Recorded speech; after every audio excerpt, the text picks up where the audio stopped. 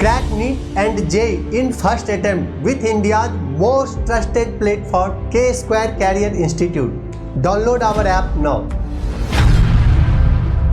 Hello everyone, let's read the question. For the reaction 3A plus 2B gives C, which statement is correct? Basically rate of disappearance और formation की चीज़ यहाँ पे दी हुई है. So basically सबसे पहले इस reaction को लिख लेते हैं.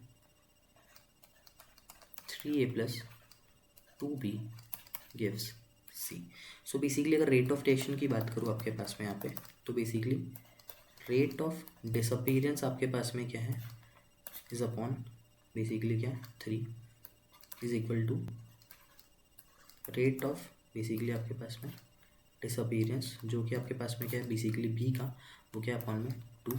और अगर बात करूँ रेट ऑफ अपीयरेंस, ठीक है, जो कि क्या है आपके पास में सी, वो वैसा का वैसा, क्योंकि यहाँ पे स्टोइकोमेट्रिक कोफिशिएंट नहीं है. स्टोइकोमेट्रिक कोफिशिएंट यहाँ 3 था तो हमने 3 अपॉन में कर दिया, यहाँ 2 था तो 2 कर दिया, कुछ नहीं है तो वो रहने दिया. ठीक है, अब बेसिकली कर देखिए यहाँ पे कौन सा स्टेटमेंट करेक्ट होगा. Rate of formation is 3 times of the rate of disappearance, बिल्कुल इनकरेक्ट स्टेटमेंट है. Rate of disappearance of B is 3/2, नहीं आपके पास में 3/2 नहीं है. Rate of disappearance of A basically आपके पास में इज 3/2 आपके पास में क्या of rate of disappearance of B, ये बिल्कुल करेक्ट स्टेटमेंट है. So the correct answer for this question will be option number 3.